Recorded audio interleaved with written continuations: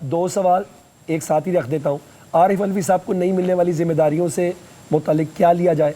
ایک چیز بتا دیں, کیا ان کی اتنی سے ہے یا پارٹی میں اتنی ان کی پوزیشن ہے کہ وہ کہا جاتا تھا کہ عمران خان صاحب ان سے ناراض بھی ہیں؟ ایک چیز دوسرا, رانا ثناء اللہ صاحب کے سے متعلق ایک خبر چل رہی ہے, ابھی تک کنفرم نہیں ہے, کہ پاکستان تحریک انصاف پر بحیثیت پارٹی پابندی لگانے کا سوچا جا رہا ہے. پلیز اس کو رسپونڈ کر دیں. دیکھیں, پہلے آپ کے سوال کا جواب دے کے مجھے ذرا 2 منٹ دیجیے گا, میں باقی اپنے بھائی کی باتوں کا جواب دے دوں. پہلی بات تو آپ کو بتا دوں, عارف الوی صاحب بہرحال ایک سب سے پرانے بانی لیڈروں میں سے ہیں خان صاحب کے, بااعتماد ساتھیوں میں سے ہیں. ناراضگی ضرور ہوگی خان صاحب کی, اور میں پرسوں مل کے آیا تھا, کل میں ملاقات میں شامل نہیں تھا, اس لیے جو خصوصی ان کو ٹاسک دیا گیا ہے مجھے نہیں پتا. اور آج عمر ایوب صاحب نے اس کے بارے میں پریس کانفرنس میں کہا ہے, مگر میں ساتھ تھا پریس کانفرنس میں, لیکن میں نہیں پوچھ سکا کہ کیا ذمہ داری ہے, اس لیے جب تک کہ وہ کوئی آفیشلی کوئی بات سامنے نہ آئے تو میں کوئی بات نہیں کہہ سکتا. دوسری بات, جو رانا ثناء اللہ کے بارے میں کہتے ہیں, تو رانا ثناء اللہ صاحب کے پچھلے 2 سال کے ذرا اسٹیٹمنٹ اٹھا دیں. اس نے تو پہلے دن سے کہا تھا کہ پابندی لگنی چاہیے, اس نے تو پہلے دن سے ایک مولا جٹ کی طرح اس نے بیہیو کیا.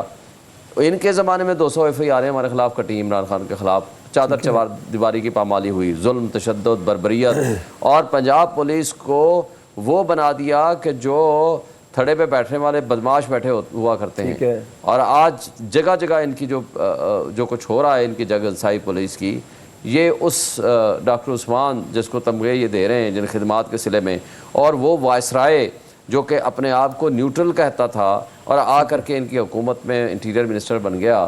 تو اگر یہ طرز عمل ان کا ہے تو پھر ہم کیا کہہ سکتے ہیں؟ بہرحال ان کو شوق پورا کر لو, یہ سپریم کورٹ کا کام ہے کہ کس کو پابندی لگنی ہے کس کے نہیں لگنی. اگر ایسا ہو گیا, ایسے ہی صرف باتیں ہیں ان کی.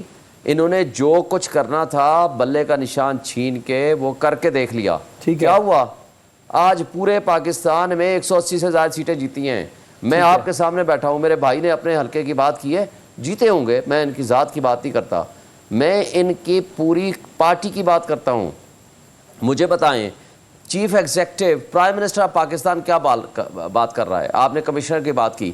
ان کا نثار چیمہ کیا بات کر رہا ہے کہ صبح سویرے آئے کہ جی آئیں آپ سیٹ لے لیں. اس نے کہا بھائی میں ہارا ہوں, میں کیوں لے لوں؟ اسی طرح بے شمار باتیں ہیں.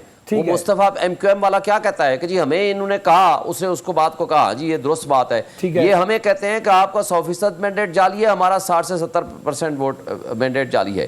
اچھا جی, اور بات کی گئی کہ جناب منشیات کے کیس میں رانا ثناء اللہ کو کس نے پھنسایا تھا؟ INF, اس کا جو سربراہ تھا میجر جنرل, آج بھی وہ نوکری میں ہے.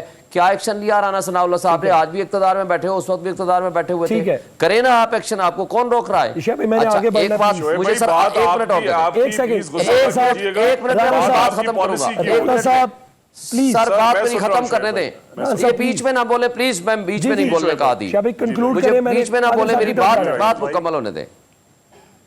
نہیں آپ جائیں, مجھے صرف آدھا منٹ دے دیں. چلے, کہا گیا کہ کمرہ توڑا گیا مریم کا, کور کمانڈر کو تبدیل کیا گیا اس بات پہ, اور جو آپ نے PTI کے لوگوں کے گھروں میں توڑا ہے اس کا کون جواب دے گا؟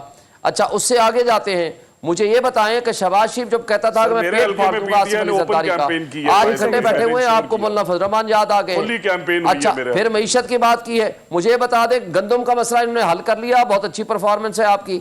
اچھا جو ہماری پرفارمنس تھی